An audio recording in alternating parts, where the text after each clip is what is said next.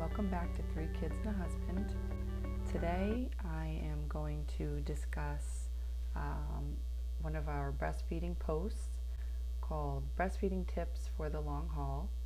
And this post has become extremely popular. Thank you so much for everyone who has viewed the post, read it, shared it. I am more than happy to share any and all breastfeeding knowledge that I have gained over the past 6 years. I have 3 children and I have nursed all of them. I'm still nursing the youngest, Bean. And yes, so this post is discussing how you can maintain your breastfeeding relationship for the long haul. So you made the decision to breastfeed. Woo! That is awesome. And you are giving your baby the very best. And that's amazing, and there are tons of benefits for you as well, and we will have a future post about benefits for mama with the breastfeeding relationship, but that's for another day. So you made the decision, and it was probably, if you're like me, a struggle to begin. There are a lot of hurdles with starting breastfeeding, and for working mamas that are working outside the house, there's a whole nother dynamic that can present a pretty large hurdle. So I give so many kudos to mamas who continue to breastfeed or pump or exclusively pump to give their babies the very best. So I made a little list here. That's what I'm referencing, just to take a look at my notes, make sure I don't forget anything.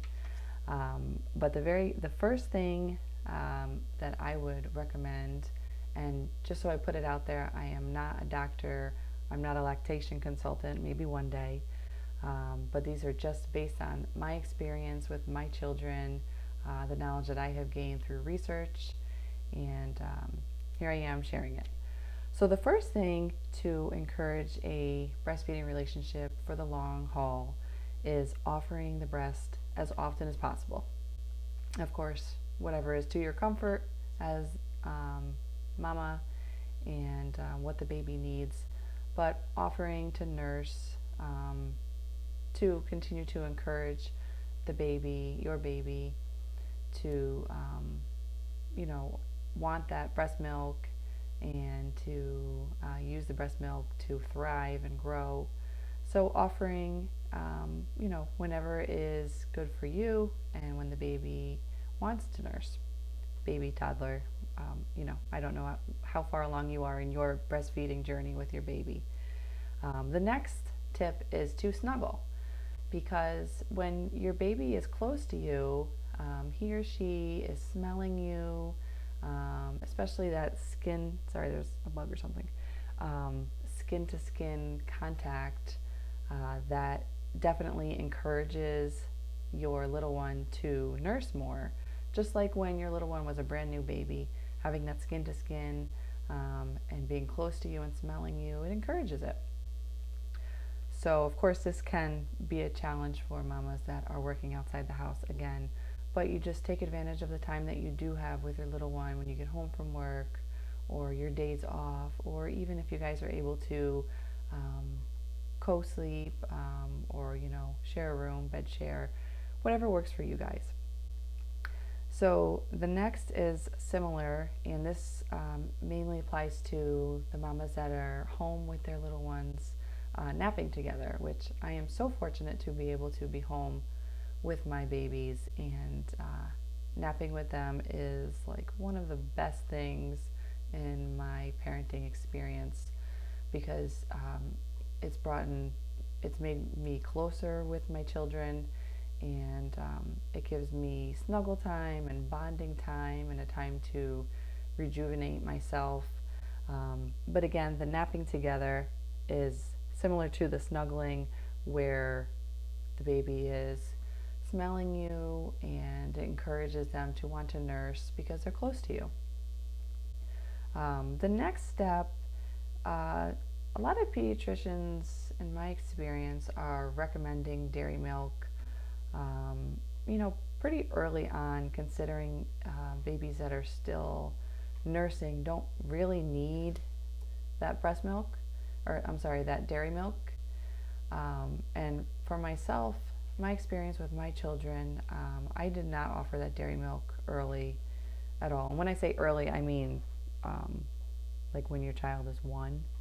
A lot of pediatricians are saying, go ahead and now's the time for dairy milk. But if your baby is still nursing or being fed through pumped breast milk, you don't necessarily need to be giving them that dairy milk. And of course, a downfall to this is when the day comes that you do want to switch to dairy milk, that's a little bit of a struggle, and it's a different taste. But hopefully I will be able to make a post about that as well, because there are some things that you can do to make that transition a little bit easier. But if you start to give dairy milk, you are beginning the weaning process, which if you're ready for that, then that's wonderful. But if you're not, giving that dairy milk could discourage your breastfeeding for the long haul. So the next is hydration and rest, which for you mamas that are breastfeeding, and probably most of you that are watching this are, when you're back, remember when you were back at the hospital when you had your baby, and the lactation consultant or the nurses are telling you, you need to rest, and when you leave, make sure you're staying hydrated. And my mother definitely encouraged me and still encourages me to breastfeed, and always reminded me, stay hydrated and make sure that I'm getting the rest that I need. And these are both extremely valuable pieces of advice, because we need to be hydrated to produce breast milk. And of course, what we're choosing to put in our body affects the quality of our breast milk. Again, that could be a whole nother post, but staying hydrated definitely affects our ability as mamas to produce breast milk. So make sure you are drinking a ton of water. A good tip is to have a water bottle with you at all times when you are nursing, and to make sure that you are getting plenty of fluids throughout the day.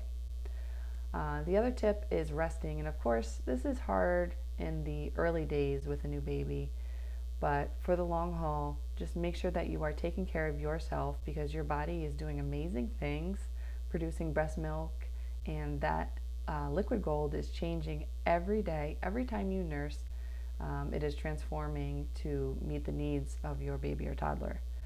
So you are doing amazing things, and make sure you treat your body as a temple and take care of it so it can produce that breast milk. The next is nursing for comfort. And this kind of goes with the first tip, which is offering the breast all the time.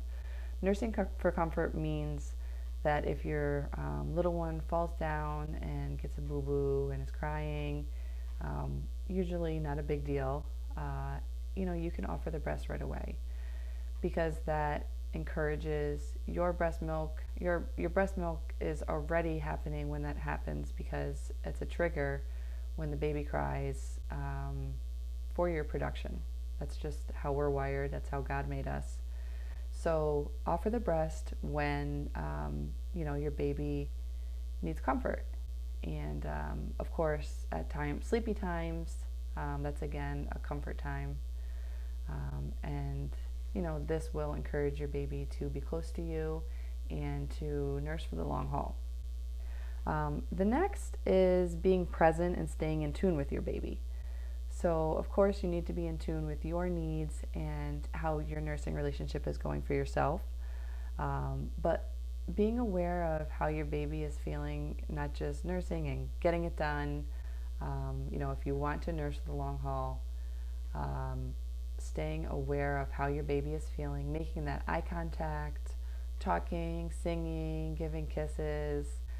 It's very easy to drift off and be playing on your phone. I'm guilty of it, and there are times when I need to do that just to get through, and Bean needs to nurse, so that definitely happens. But I also do try and stay in tune and aware of his needs, so that he knows that I'm interested in loving our relationship as well. Babies, believe it or not, are definitely aware and can pick up on signals, and it can cause them to wean maybe earlier than you had planned or that you want. So stay in tune and be present when you're nursing. And the last one is, if you look at this post, I have a fun little GIF or GIF or whatever it's called, of Bean making the sign for breast milk. And this is something that he doesn't do quite as much as my first two did. He tends to just, point to my chest and kind of make grunting noises. So whatever method works for you, teach your little one how to communicate with you, because they can understand and they want to communicate long before their verbal skills come in. So teach them how to communicate, and especially ask for breast milk. So it would be nice if Bean didn't just point or slap me in the chest, but I do try and encourage him to do American Sign Language, ASL, and we practice a little bit of baby ASL, and the sign for breast milk is, like squeezing, udders or whatever for dairy milk from a cow. So, we're kind of like a cow, but much better for our babies.